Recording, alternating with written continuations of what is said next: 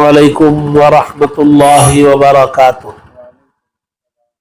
بسم اللہ الرحمن الرحیم۔ الحمد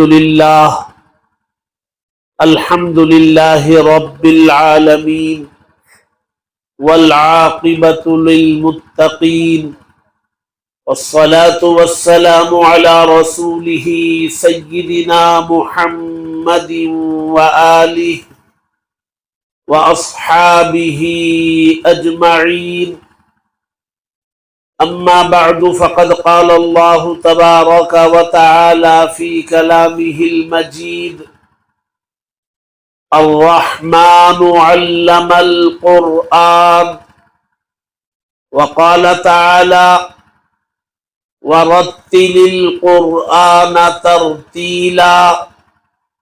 قال النبي صلى الله عليه وسلم: خيركم من تعلم القرآن وعلمه، أو كما قال عليه الصلاة والسلام. صدق الله العلي العظيم، وصدق رسوله النبي الكريم، ونحن على ذلك من الشاهدين والشاكرين، والحمد لله رب العالمين۔ حضرت صدر اجلاس، معزز و موقر حضرات علماء کرام، مہمانان اعزام، اسٹیج پر تشریف فرما مہمانان خصوصی حضرات، دور دراز سے تشریف لائے ہوئے اس اجلاس میں سامعین حضرات اور پردے میں بیٹھی خواتین،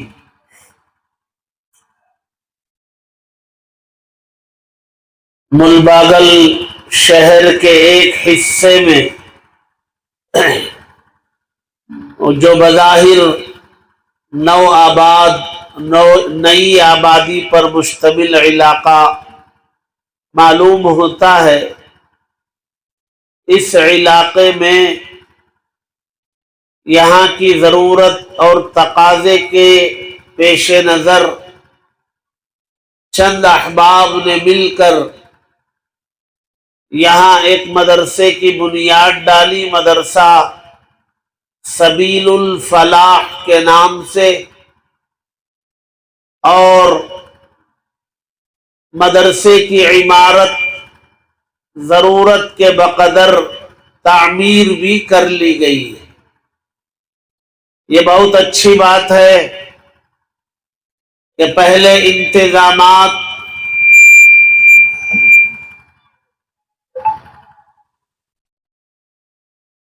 سیٹ کر لیجئے۔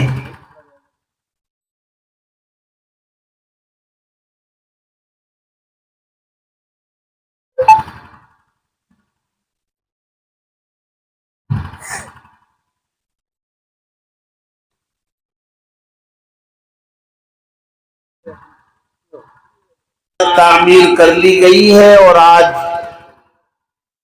حضرت امیر شریعت دامت برکاتہم کے دست مبارک سے مسجد کا سنگ بنیاد کا بھی نظام بنایا گیا ہے، اور مسجد کا نام مسجد ریاض الجنہ تجویز کیا گیا ہے۔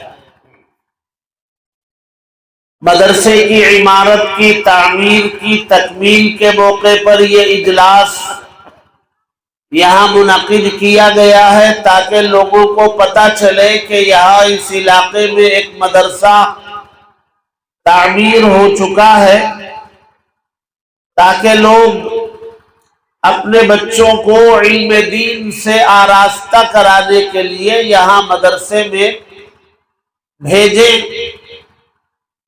اور اللہ تبارک و تعالی کی وہ لازوال کتاب جس کو اللہ نے کتاب ہدایت بنا کر آسمان سے نازل کیا، جو سراپا ہدایت ہے، مجسم ہدایت، جس کو اللہ تبارک و تعالی نے فرمایا ہدن للمتقین، دنیا کی کامیابی اور آخرت کی کامیابی، دونوں جہاں کی کامیابی اللہ تبارک و تعالی نے اس کتاب کے ساتھ جوڑ دی۔ دنیا کی کامیابی کے لیے بھی اللہ کے کلام کو معیار بنایا، اور آخرت کی کامیابی کے لیے بھی اسی کتاب ہدایت کو معیار بنایا۔ اس کتاب کی تعلیم کے لیے مدارس کی بنیاد ڈالنے کا نظام اللہ کے نبی صلی اللہ علیہ وسلم نے، ہم سب کے آقا نے سب سے پہلے قیامت تک آنے والے مسلمانوں کو یہ تعلیم دی کہ مسلم آبادی میں اس کی مذہبی اور دینی ضرورت کی سب سے بنیادی چیز وہ مسجد اور مدرسہ۔ ہماری مذہبی دینی سب سے اہم ترین ضرورت وہ مسجد ہے اور اس سے لگا ہوا مدرسہ۔ مکہ مکرمہ میں ہمارے نبی صلی اللہ علیہ وسلم کو اللہ تبارک و تعالی نے نبوت سے سرفراز فرمایا 40 سال کی عمر میں۔ یہ پورے 40 سال ہمارے نبی کے مکہ مکرمہ میں گزرے تھے۔ مکہ بہت چھوٹا قریہ تھا، بہت بڑی آبادی نہیں تھی، ہر ایک دوسرے کو جانتا تھا، ہر ایک کو دوسرے سے تعارف تھا، معلوم تھا کہ فلاں گھر میں فلاں رہتے ہیں، یہاں اس کا گھر ہے، یہاں اس کا گھر ہے۔ آبادی محدود تھی۔ 40 سال ہمارے نبی نے اس مکہ مکرمہ میں اپنی زندگی گزاری، پاک و صاف زندگی، بے داغ زندگی، جس پر کوئی انگلی اٹھانے کا کسی کو موقع نہیں، بلکہ مکہ مکرمہ کے وہ لوگ جو چودھری شمار کیے جاتے تھے، جو قبیلوں کے خاندانوں کے سردار مانے جاتے تھے، جو فیصلے کیا کرتے تھے، وہ سب کے سب ہمارے نبی صلی اللہ علیہ وسلم کے اخلاق اور کردار کی وجہ سے آپ کو نام لے کر نہیں پکارتے تھے، کہیں بے ادبی نہ ہو، ادب کی وجہ سے آپ کو الصادق الامین کہا کرتے تھے۔ 40 سال تک مکے کے لوگ جہاں لوٹ مار عام تھی، لوگوں کے مالوں کو لوٹ لینا فن اور ہنر سمجھا جاتا تھا، ظلم کا دورہ تھا، طاقتور کمزوروں کو دبایا کرتا تھا، ڈاکہ زنی عام تھی۔ ایسے ماحول میں مکہ مکرمہ میں عبداللہ کے گھر میں آمینہ کے بطن سے ایک بچہ پیدا ہوتا ہے، نام محمد رکھا جاتا ہے۔ 40 سال تک اس کی زندگی بے داغ ہے مکہ مکرمہ میں، کبھی جھوٹ زبان پر آیا نہیں۔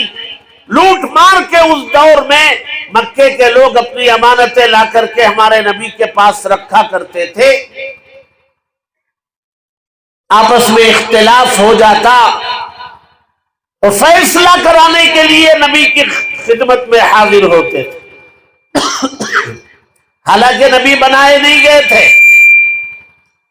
ابھی محمد ابن عبداللہ کی حیثیت میں تھے، لیکن اخلاق، کردار، کیریکٹر، سچائی، راست بازی، شرافت، حیا، رازداری، پردہ داری، ان صفات سے متصف تھی۔ 40 سالہ دور گزرا تو اللہ تبارک و تعالی نے آپ کو نبوت سے سرفراز فرمایا۔ پہلی وحی غار حرا میں نازل کی، اقرا، پڑھو، 5 آیتیں نازل کی، اور ان 5 آیتوں کے نزول سے آپ کو منصب نبوت سے سرفراز کیا گیا۔ اب آپ محمد الرسول اللہ صلی اللہ علیہ وسلم. مکے کے وہ لوگ جو 40 سال تک آپ کو اپنا حکم مانتے تھے، اپنا فیصل مانتے تھے، اپنی امانتیں رکھتے تھے، الصادق الامین کہا کرتے تھے، اور محمد صلی اللہ علیہ وسلم کی آمد پر مکے کے چودھری اور قبیلوں کے سردار بلا تکلف کھڑے ہو جایا کرتے تھے، وہ آپ کے نبی بنائے جانے کے بعد آپ کے مخالف ہو گئے، چونکہ آپ کی نبوت کی بنیادی تعلیم لا الہ الا اللہ، اللہ کے سوا کوئی معبود نہیں. یہ لا الہ الا اللہ، اللہ کے سوا کوئی معبود نہیں، یہ مکے کے لوگوں کو ہضم نہیں ہوتا تھا. 360 خداؤں کے سامنے جھکنے والے اور 360 معبودوں کو پوجنے والوں کی سمجھ میں نہیں آیا. ہمارے مسائل 360 ہونے کے باوجود حل نہیں ہو رہے، اور یہ عبداللہ کا بیٹا یتیم محمد ایک خدا کی بات کرتا ہے، ان کی سمجھ میں نہیں آئی اور مخالف ہو گئے، اور طرح طرح کی تکلیفیں اذیتیں دینے لگے. ایک طرف اللہ تبارک و تعالیٰ کا کلام نازل ہوتا تھا، اور اللہ تبارک و تعالیٰ نے حکم دیا کہ بھی جو حصہ نازل ہوا اس کی تلاوت کرو، اس کو پڑھو. سورہ مزمل یہ دوسری یا تیسری وحی ہے ابتدائی زمانے میں. اقرأ بسم ربک کے بعد یا تو یہ دوسری وحی ہے یا ایھا المزمل، یا تیسری وحی ہے یا ایھا المزمل قم اللیل الا قلیلا نصفہ او انقص منہ قلیلا او زد علیہ ورتل القرآن ترتیلا. اے نبی راتوں میں کھڑے ہو جاؤ، آدھی رات یا اس سے زیادہ یا اس سے کم راتوں میں کھڑے ہو اور قرآن مجید جو نازل ہوا اس کی تلاوت کرو، پڑھو قرآن مجید. کیوں پڑھیں؟ اللہ تبارک و تعالی ہمارے نبی کو نبی بنانے کے بعد جو حصہ 20 15 20 25 جتنی آیتیں نازل ہو چکی تھی، ہمارے نبی کو اللہ کا حکم آیا اس کو پڑھو، تلاوت کرو. سوال پیدا ہوتا ہے کیوں تلاوت کرے؟ تلاوت کا طریقہ بھی بتایا، ترتیل سے پڑھو، یعنی جیسے آپ کو جبریل امین نے پڑھ کر سنایا تجوید کے ساتھ، اللہ تبارک و تعالیٰ کو تلاوت پسند آئے اس طریق پڑھو. اور کیوں پڑھو؟ اس لیے پڑھو کہ یہ ابھی تو 25 ہی آیتیں نازل ہوئی ہیں، آگے پورا قرآن نازل ہونا ہے. 6666 آیتیں 23 سال میں نازل ہونی، اور یہ بہت بھاری کلام، یہ بڑا وزندار کلام، اتنا وزندار کلام ہے کہ میں نے انسان کو پیش کرنے سے پہلے میں نے آسمان و زمین پر اس کو پیش کیا، تو یہ آسمان نے اٹھانے سے انکار کر دیا، میرے اندر طاقت و سکت نہیں کہ اللہ کا کلام میں اٹھا لوں. زمین نے منع کر دیا، پہاڑوں نے منع کر دیا کہ یہ کلام اٹھانے کی طاقت ہمارے میں موجود نہیں. اور اللہ تبارک و تعالیٰ نے فرمایا اگر یہ پہاڑ اٹھا لیتے، یہ قرآن پہاڑوں پر نازل کیا جاتا تو یہ پہاڑ ریزہ ریزہ ہو جاتے. جیسے پہاڑ کے نیچے ایٹم بم رکھ دیا جائے اور وہ بم جو ہے پھاڑ دیا جائے تو جیسے پہاڑ ٹکڑے ٹکڑے ہو کر کے اڑے گا اور ذرات میں تبدیل ہو جائے گا. اللہ تبارک و تعالیٰ فرماتے قرآن میں لو انزلنا هذا القرآن على جبل لرأيته خاشعا متصدعا من خشية الله. اللہ کے خوف سے، اس کے ڈر سے وہ ریزہ ریزہ ہو جاتا، ٹکڑیوں میں بکھر کے رہ جاتا۔ اتنا بھاری اور وزندار کلام کمزور انسان پر نازل کیا جا رہا ہے، اتارا جا رہا ہے، رکھا جا رہا ہے۔ خلق الانسان ضعیفا، اللہ تبارک و تعالی نے فرمایا انسان تو کمزور پیدا کیا گیا، ہم بہت کمزور ہیں۔ ہمارے سامنے دیگر مخلوقات بڑی طاقتور ہیں۔ ایک گلی میں گھومنے پھرنے والا کتا اگر کاٹنے کے لیے دوڑ کے آئے تو ہم اس کا مقابلہ نہیں کر سکتے، کمزور ہے۔ اور کتنا ہی طاقتور ہو، اللہ تبارک و تعالی اگر اس کے مزاج میں تھوڑی تبدیلی لائے اور صبح سے لے کر کے 10-11 بجے تک اس کے 6-7-8 دست ہو جائے، موشن ہو جائیں، پھر وہ ایسے ہو جاتا ہے جیسے اس کے اندر طاقت تھی ہی نہیں، چلنا دشوار ہو جاتا ہے، سہارے کی ضرورت پڑتی ہے۔ ایسے کمزور انسان پر اللہ تبارک و تعالی نے اتنا وزندار، بھاری، ثقیل کلام رکھنا چاہتا ہے۔ اللہ تبارک و تعالی نے کہا آسمان و زمین نے انکار کر دیا، اور پہاڑ پر نازل کرتے تو ریزہ ریزہ ہو جاتا، لیکن وَحَمَلَهَا الْإِنسَانُ، انسان نے اس کو قبول کر لیا۔ جب قبول کر لیا ہے تو اللہ تبارک و تعالی نے کہا اس کلام کو اٹھانے کی طاقت بھی تمہارے اندر پیدا ہونی چاہیے، روحانی طاقت، تمہاری روح مضبوط ہو، اس کے وزن کو برداشت کر سکے۔ اس لیے اللہ تبارک و تعالی نے فرمایا یہ راتوں میں کھڑے ہو کر کے قرآن کی تلاوت کرو، اور جیسے جبریل امین نے پڑھ کے سنایا ویسے تلاوت کرو، اس لیے کرو کہ اِنَّا سَنُلْقِي عَلَيْكَ قَوْلًا ثَقِيلًا، ہم آپ کے اوپر ایک بڑا بھاری وزندار کلام نازل کرنے والے، ڈالنے والے۔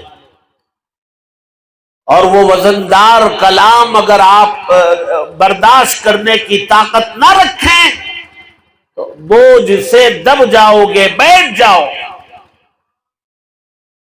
تو یہ وہ کلام اللہ تبارک و تعالی نے دونوں جہاں کی کامیابی اسی کلام اور اسی کی تعلیم کے اندر رکھی۔ اللہ تبارک و تعالی نے جب یہ کلام نازل فرمایا مکہ مکرمہ میں، اور مکے کے لوگ آپ کے مخالف بن چکے تھے، دشمن بن چکے تھے، اور آپ کو نقصان پہنچانے کی کوششوں میں لگے تھے۔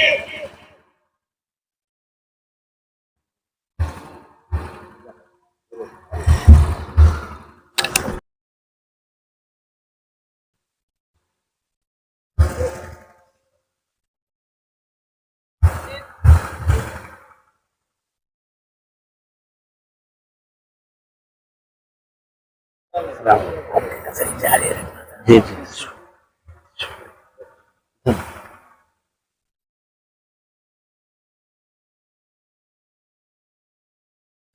ملک کی نامور علمی، عملی، روحانی شخصیت صوبہ کرناٹک کے مرکزی دینی ادارے دارالعلوم سبیل الرشاد کے محتمل، وہاں کے شیخ الحدیث، صوبہ کرناٹک کے امیر شریعت حضرت مولانا صغیر احمد خان صاحب رشادی دامت برکاتہ تشریف لائے ہوئے، اور آپ کے نصیحانہ کلمات اور آپ کی دعاؤں کے ساتھ یہ اجلاس اپنے اختتام کو پہنچے گا۔ میں کافی دیر سے آپ حضرات کے درمیان ہوں، اپنی بات سمیٹ کے ختم کروں، پھر انشاءاللہ ہم لوگ حضرت کی ناصحانہ کلمات سے مستفید ہوں گے۔ میں کہہ یہ رہا تھا کچھ تو ہوگا، اچھا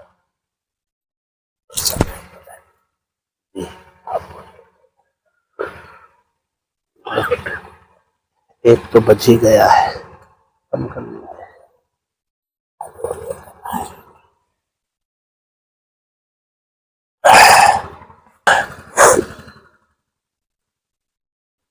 جی میں کہہ یہ رہا تھا کہ جو لوگ 40 سال تک ہمارے نبی صلی اللہ علیہ وسلم کو اپنے سروں پر بٹھائے ہوئے تھے مکہ مکرمہ میں، آپ کے پاس امانتیں رکھواتے تھے، فیصلے کرواتے تھے اور اپنا حکم مانتے تھے، نام نہیں لیا کرتے تھے ادب سے، الصادق الامین کہا کرتے تھے، اللہ تبارک و تعالی نے جب آپ کو نبوت سے سرفراز فرمایا، نبی بنا دیا، تو یہ مکے کے لوگ مخالف ہو۔ بنیاد کیا تھی؟ بنیاد یہ تھی کہ وہ ایک خدا کی بات کرتے تھے اور مکے کے لوگوں کو ہضم نہیں ہوتا تھا، وہ کہتے تھے کہ نہیں، آپ ہمارے خداؤں کو برا بھلا نہ کریں۔ اب جب مخالف ہو گئے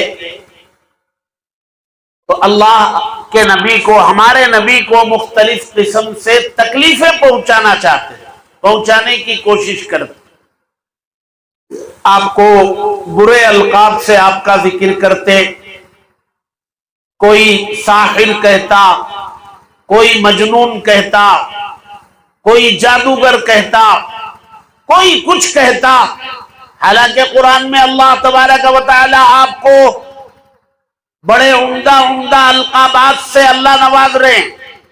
آپ کو مزمل، مدثر، طٰہٰ، یاسین، رسول، نبی، یہ پورے قرآن میں اللہ تبارک و تعالی آپ کا نام نہیں لے رہے ہیں، آپ کو بڑے عمدہ اور قیمتی القاب سے، مشفق الفاظ سے نوازتے، اور مکہ مکرمہ کے لوگ آپ کی شان میں مستقل گستاخی کرتے ہیں۔ اور اللہ تبارک و تعالی نے جو کلام نازل کیا تھا، وہ کلام مطاف میں جہاں طواف کیا جاتا ہے وہاں بیٹھ کر پڑھنے نہیں دیتے۔ باہر سے کوئی مہمان آتے تو ان کو ہدایت دی جاتی کہ مکہ مکرمہ میں ایک شخص ہے جس کا نام محمد ہے صلی اللہ علیہ وسلم، اس کے قریب نہیں جانا، ان کا کلام نہیں سننا۔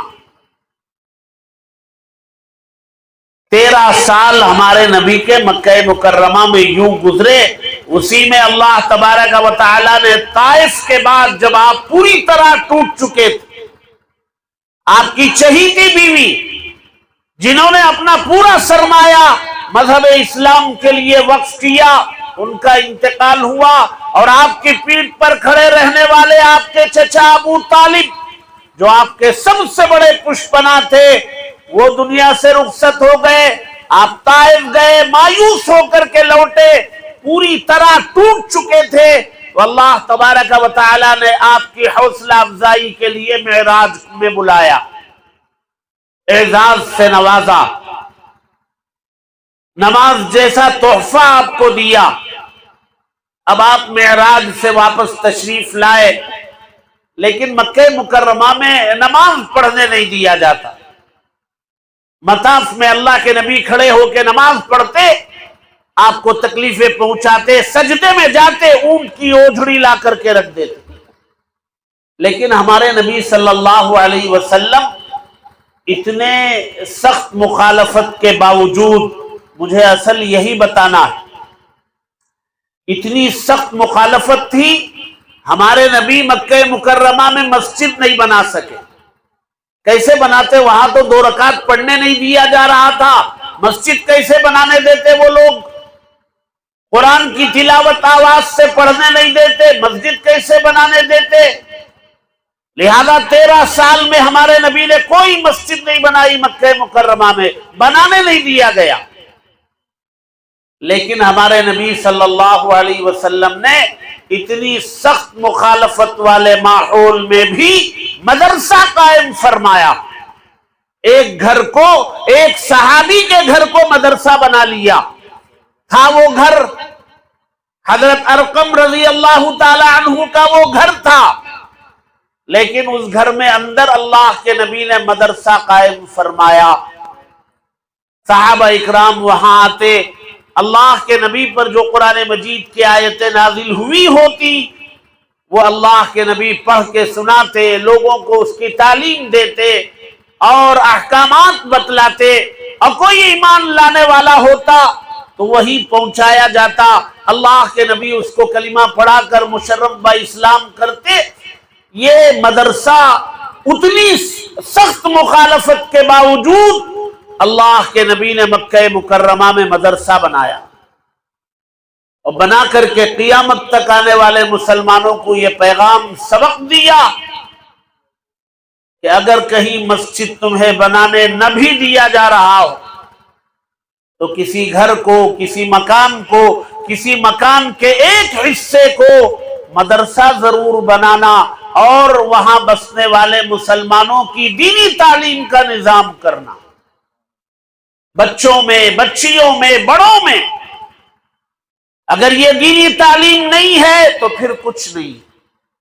ہمارے اندر ایمان نہیں، ہمیں نہیں پتا اللہ کون ہے، اللہ نے ہمیں کیوں پیدا کیا، انبیاء کون ہیں، پہلے نبی کون ہیں، آخری نبی کون ہیں. ہمارے نبی کے بعد کوئی نئے نبی آنے والے نہیں ہیں. حضرت مہدی آئیں گے تو وہ عرب میں آئیں گے، حضرت عیسیٰ آئیں گے وہ دمشق میں آئیں گے. ہندوستان میں، بر اعظم ایشیا میں نہ کوئی مہدی آنے والے ہیں، نہ کوئی عیسیٰ آنے والے ہیں. اللہ کے نبی نے یہ ساری تفصیلات پیشین گوئیوں کے طور پر ہمیں بتا دی ہیں.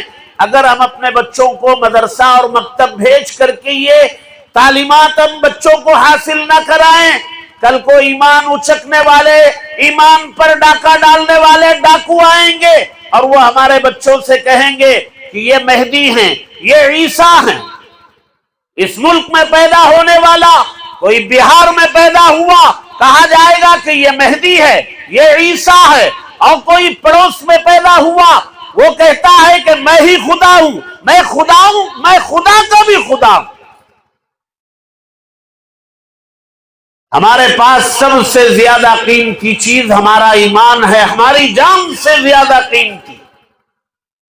اگر کبھی ایسا موقع آ جائے یا تو ایمان بچا لو یا جان بچا لو، تو ہمیں یہ تعلیم دی گئی ایمان بچا لو، جان قربان کرنا پڑے تو کر لو، یہ کامیابی کا سودا. اور یہ ایمان ملے گا اسی مدرسے میں.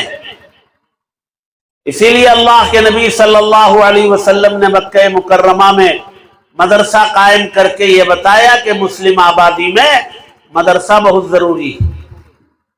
پھر آپ جب مکہ مکرمہ سے ہجرت کر کے مدینہ چلے اور راستے میں چند دن آپ نے قباء میں قیام فرمایا تو وہاں ماحول بنا بنایا تھا، تو وہاں آپ نے مسجد کی بنیاد ڈالی. پھر وہاں سے آپ مدینہ منورہ پہنچے تو وہاں آپ نے مسجد نبوی کی بھی بنیاد ڈالی، اور مسجد نبوی کے ساتھ ساتھ صفہ نامی چبوترے پر مدرسہ بھی قائم فرمایا، اور قیامت تک آنے والے مسلمانوں کو تعلیم دی اگر مسجد بناؤ تو ساتھ میں مدرسہ بناؤ. مدرسے سے مراد مکتب، جہاں فرض عین والی مقدار کی تعلیم دی جاتی ہو، ہر مسجد کے اندر اس مکتب کا ہونا ضروری ہے. اور فرض عین سے اوپر فرض کفایہ والی تعلیم جہاں ہوتی ہو، جہاں قرآن مجید حفظ کرایا جاتا ہو، جہاں قرآن مجید سمجھنے کے لیے علوم و فنون پڑھائے جاتے ہوں، وہ پوری آبادی میں ایک مدرسہ ہو جائے. ضرورت کے بقدر 2 ہو جائے کافی ہیں، لیکن فرض عین والی تعلیم کے لیے ہر مسجد میں ایک مکتب کا ہونا ضروری. لہذا جہاں جہاں نئی آبادیاں ہوتی وہاں مسجد ضروری ہے، تاکہ دن میں 5 مرتبہ اللہ کے اس گھر سے اللہ کے منادی کی آواز، حی علی الصلاح، حی علی الفلاح، آؤ نماز کی طرف، آؤ کامیابی کی طرف. الصلاۃ خیر من النوم، نماز نیند سے بہتر ہے. یہ آواز کانوں سے ٹکراتی رہے. اللہ اکبر، اللہ اکبر، اللہ سب سے بڑے ہیں، دنیا کی ساری طاقتیں اللہ کے سامنے مچھر کے پر کے برابر نہیں، اللہ سب سے بڑے ہیں، یہ آواز کانوں سے ٹکراتی رہے اور اس مسجد میں مکتب قائم کیا جائے جہاں اس آبادی میں رہنے والے بچے اور بچیوں کو 5 سال 6 سال کی عمر میں ایمان گھول کے انہیں پلا دیا جائے تاکہ وہ اپنی موت تک اپنے ایمان پر قائم بھی رہے، اپنے ایمان کی حفاظت کرتے ہوئے وہ دنیا سے رخصت۔ اس لیے یہاں اس نئی آبادی والے اس علاقے میں مدرسہ سبیل الفلاح نامی ادارہ ضرورت کے بقدر اپنی تعمیر کے ساتھ ماشاءاللہ تیار، اور آج حضرت امیر شریعت صاحب دامت برکاتہم کے ہاتھوں مسجد ریاض الجنہ کا سنگ بنیاد بھی ہوگا، اللہ کا گھر بھی قائم ہو جائے گا، اور مکتب اس علاقے میں بسنے والے بچوں کے لیے تو لازم ہے۔ یہ ہماری آبادی کی ایک مذہبی ضرورت کی تکمیل، اہم ترین ضرورت کی تکمیل ہے۔ ہماری ذمہ داری ہے کہ اس مدرسے کی حفاظت، یہاں اپنے بچوں کو تعلیم کے حصول کے لیے اپنے بچوں کو دے کر اس مدرسے کو آباد رکھنے کی کوشش کریں، یہاں بچے آتے جاتے رہیں، تعلیم و تعلم کا کام ہوتا رہے، سیکھنا سکھانا ہوتا رہے، تو یہ تعمیر کارآمد ہے، یہ مفید تعمیر۔ اور اگر یہاں بچے آتے جاتے نہ رہیں، یہاں پڑھنے والے بچے نہ رہیں، عمارت کا نام مدرسہ نہیں ہے، مدرسہ نام ہے بچوں کے پڑھنے پڑھانے کے سلسلے کا نام مدرسہ۔ اگر کہیں کوئی چھت نہ ہو، درخت کے نیچے کوئی استاد بیٹھتا ہے اور چند طلبہ آتے ہیں ان کو پڑھاتا ہے، وہ درخت مدرسہ ہے، اگرچہ کہ وہاں عمارت نہیں ہے۔ لیکن اگر کوئی کہیں شاندار عمارت ہے، پڑھنے پڑھانے والے نہیں ہیں، وہ مدرسہ نہیں۔ اس لیے ہم سب کو اس علاقے میں بسنے والے تمام احباب کے لیے ضروری ہے کہ اپنے بچوں کا رشتہ وہ اس مدرسے سے قائم فرمائیں، مدارس سے مساجد سے اپنے بچوں کا رشتہ مضبوط کریں، اور مسجد کا سنگ بنیاد ہوگا تو جتنی جلد ہو سکتا ہے اس کی تعمیر مکمل ہو، اس قابل ہو جائے کہ رمضان سے پہلے پہلے وہاں نمازیں شروع کی جا سکیں اور رمضان بھرپور طریقے پر اس مسجد میں گزارا جا سکے۔ مسجد اس طرح تیار ہو جائے اور مسجد بننے کے بعد اعمال کے ذریعے اس کی حفاظت کی جائے، 5 وقتہ نماز، اور اللہ کے نبی صلی اللہ علیہ وسلم کے زمانے میں مسجد کا استعمال جن خیر اور بھلائی کے کاموں میں کیا جاتا تھا، جہاں فیصلے بھی ہوتے تھے، جہاں اختلافات دور کرنے کا بھی کام ہوتا تھا، جہاں لوگوں کو دین سمجھایا جاتا تھا، ان سارے اعمال میں یہ مسجد استعمال ہوتی رہے تو یہ مسجد بھی علاقے کے لیے مفید ہوگی، لوگ اس سے فائدہ اٹھائیں، طلبہ مدرسے سے فائدہ اٹھائیں۔ اسی لیے مسجد اور مدرسہ قائم کیا جاتا ہے، اور یہاں ماشاءاللہ یہاں نوجوان فضلاء نے حضرت مولانا اسد اللہ صاحب باقوی دامت برکاتہم کی سرپرستی میں اور حضرت مولانا اظہر الدین صاحب رشادی زیدہ مجدوہم کی نظامت میں بہت سارے ان کے اعوان و انصار اور ساتھیوں کی مدد شاندار مدرسہ بھی بنا، مسجد بھی بنے گی انشاءاللہ۔ اب اس کی حفاظت اور اس کے تعمیر کے مقصد میں اس کا استعمال اور اس کی حفاظت، یہ سب ہم سب کی ذمہ داری ہے۔ میں مبارکباد پیش کرتا ہوں یہاں کے تمام ذمہ داروں کو، صاحب کو، ناظم صاحب کو، ان کے تمام معاونین کو، سب کو مبارکباد پیش کرتا ہوں، دعا کرتا ہوں اللہ تبارک و تعالی اس مدرسے کی تعمیر کو اس پورے علاقے میں خیر کے وجود میں آنے کا ذریعہ بنائے، علاقے کے لوگوں کو دینی و مذہبی فائدہ اس مدرسے سے اور مسجد سے پہنچانے کا فیصلہ فرمائے، اور ہم سب کو کہنے سننے سے زیادہ عمل کی توفیق نصیب فرمائے، آمین۔ وآخر دعوانا ان الحمد للہ رب العالمین۔